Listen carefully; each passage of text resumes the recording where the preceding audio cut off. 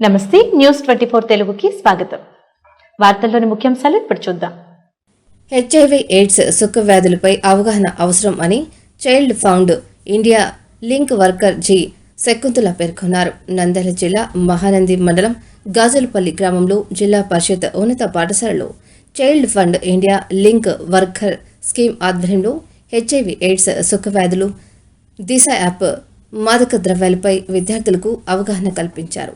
ఈ కార్యక్రమంలో ప్రధాన ఉపాధ్యాయురాలు అరుణకుమారి, ప్రాథమిక ఆరోగ్య కేంద్రం వైద్యాధికారి doctor Venkatareddy, CHO Nagamalleswari, supervisor Lakshmidevi, health assistant Ramadevi తదితరులు పాల్గొన్నారు.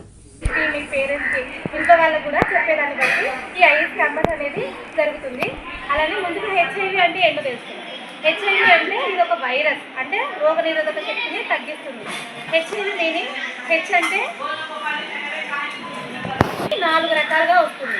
ఎన్ని రకాలుగా? 4 రకాలుగా. ఒకటి, అసురక్షిత లైంగిక సంబంధాల వల్ల, అంటే రక్షణ లేకుండా సెక్స్లో పాల్గొనడం వల్ల వస్తుంది.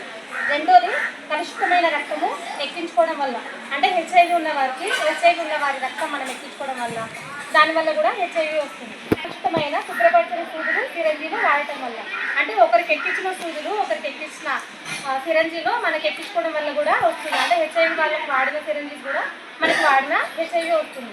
అలానే హెచ్ఐవి సోకిన తల్లి నుండి పుట్టబోయే బిడ్డకు, అంటే తల్లి నుంచి బిడ్డకు వస్తుంది, అది ఉంటాయి. అలానే దీనికి కౌన్సిలింగ్ కూడా ఇస్తారు హెచ్ఐవికి.